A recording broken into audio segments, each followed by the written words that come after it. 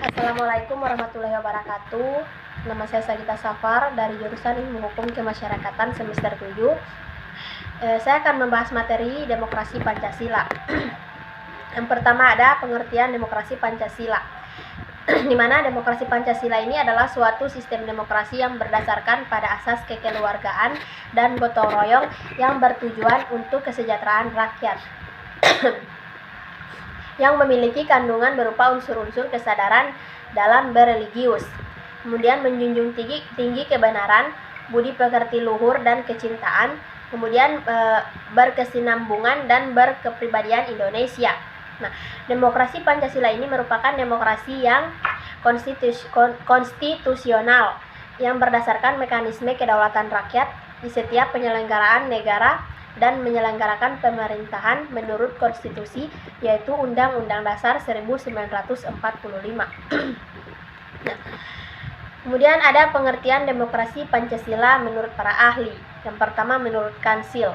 Nah, pengertian demokrasi Pancasila menurut Kansil ini ialah kerakyatan yang dipimpin oleh hikmat, kebijaksanaan dalam permusyawaratan dan perwakilan yang merupakan sila keempat dari dasar negara Pancasila seperti yang tercantum dalam alinea keempat pembukaan Undang-Undang Dasar 1945.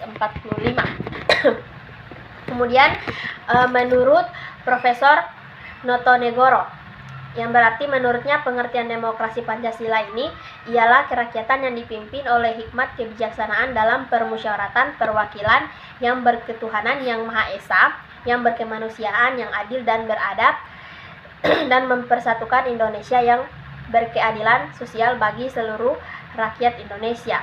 Kemudian menurut Ensiklopedia Indonesia, di mana pengertian demokrasi Pancasila bahwa Pancasila meliputi bidang-bidang politik, sosial yang ekonomis serta dalam penyelesaian masalah-masalah nasional yang berusaha sejauh mungkin menempuh jalan permusyawaratannya untuk mencapai mufakat.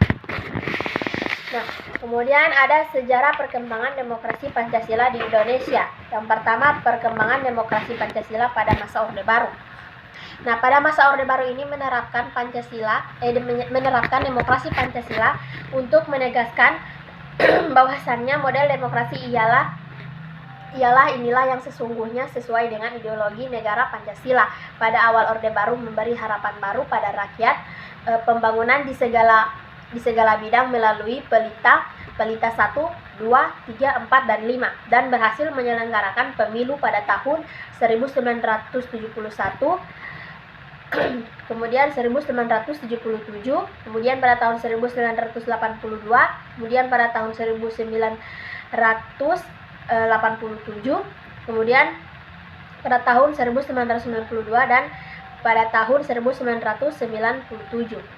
Nah, namun perjalanan demokrasi pada masa itu dianggap gagal oleh karena sebab yang pertama rotasi kekuasaan politik yang tertutup, kemudian rekrutmen politik yang tertutup, kemudian yang ketiga pemilu yang jauh dari semangat demokratis, kemudian yang keempat pengakuan HAM yang terbatas, kemudian yang kelima timbulnya KKN, kemudian yang keenam sebab jatuhnya Orde Baru, dan yang ketujuh hancurnya ekonomi nasional, kemudian yang ke-8 terjadinya krisis politik, dan yang ke-9 TNI juga tidak bersedia menjadi alat kekuasaan Orde Baru.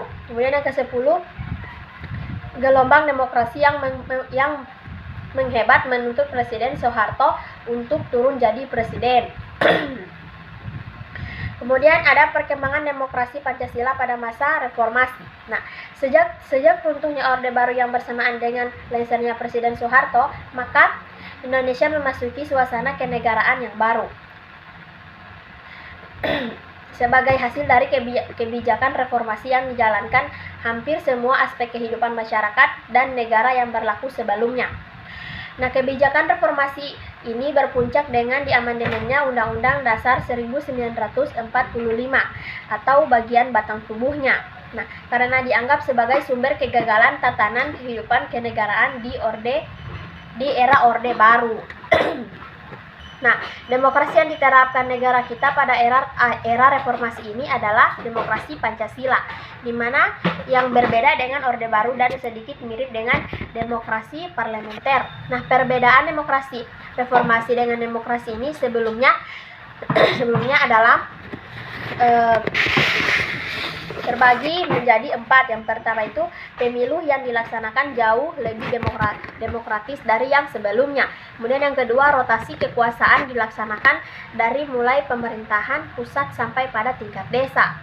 Kemudian yang ketiga, pola rekrutmen politik untuk pengisian jabatan politik ini dilakukan secara terbuka. Dan kemudian yang keempat ini, sebagian besar hak dasar bisa terjamin seperti adanya kebebasan menyatakan pendapat. Kemudian ada yang namanya asas-asas demokrasi Pancasila.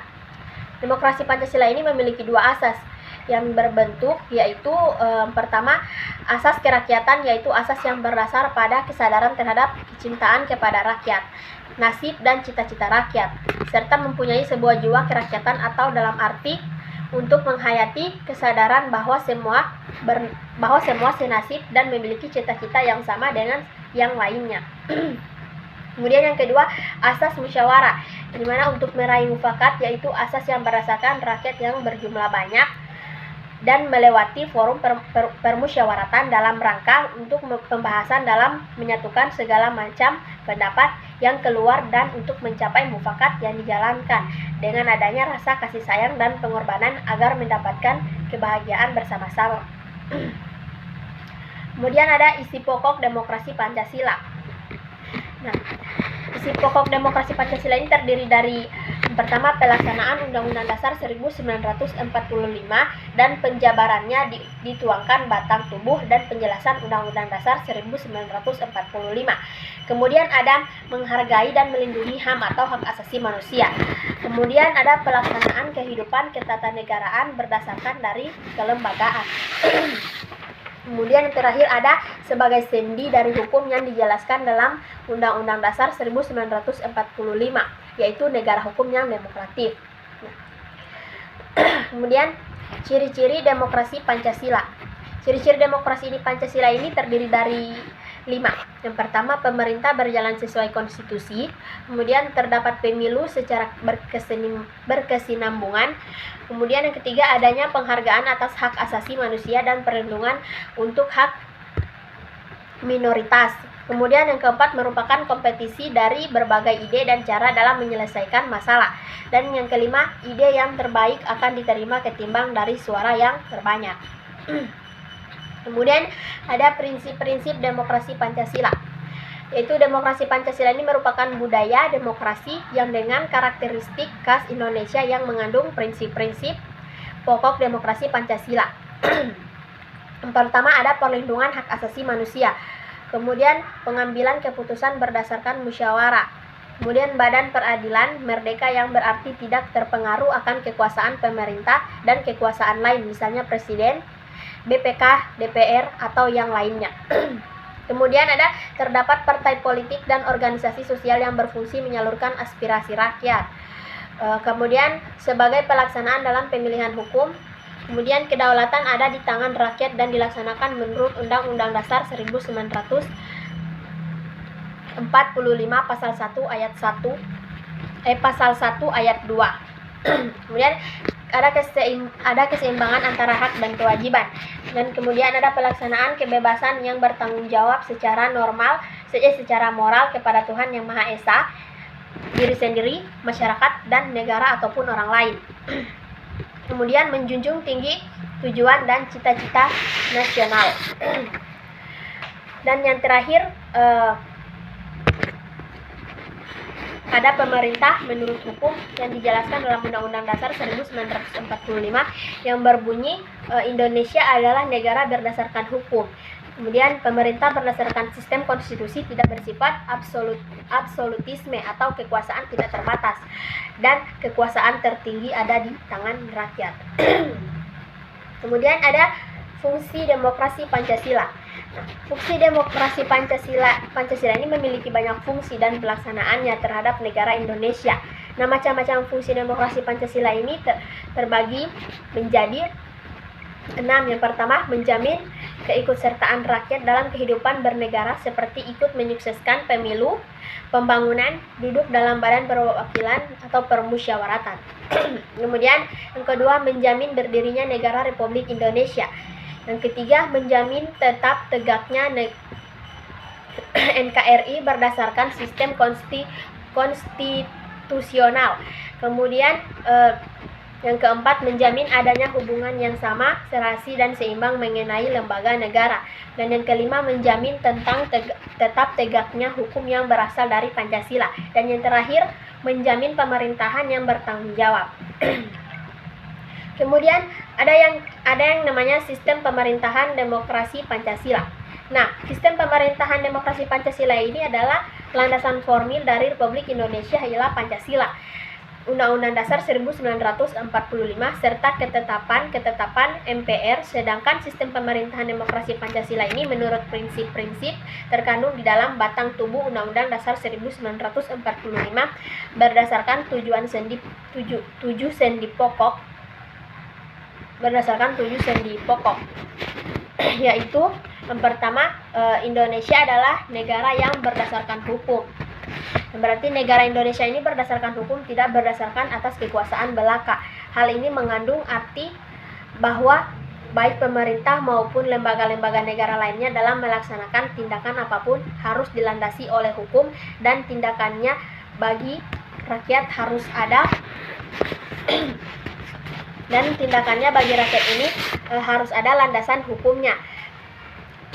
Persamaan kedudukan dalam hukum bagi semua warga negara harus bercermin di dalamnya. Kemudian Indonesia menganut sistem konstitusional. Pertama, yaitu pemerintah berdasarkan sistem konstitusional dan tidak bersifat absolutisme, yang berarti kekuasaan yang mutlak tidak terbatas. Nah, sistem konstitusional ini lebih menegaskan bahwa pemerintah dalam melaksanakan tugasnya dikendalikan atau dibatasi oleh ketentuan-ketentuan hukum lainnya yang merupakan pokok konstitusional seperti TAP MPR dan undang-undang. Terima kasih. Materi kita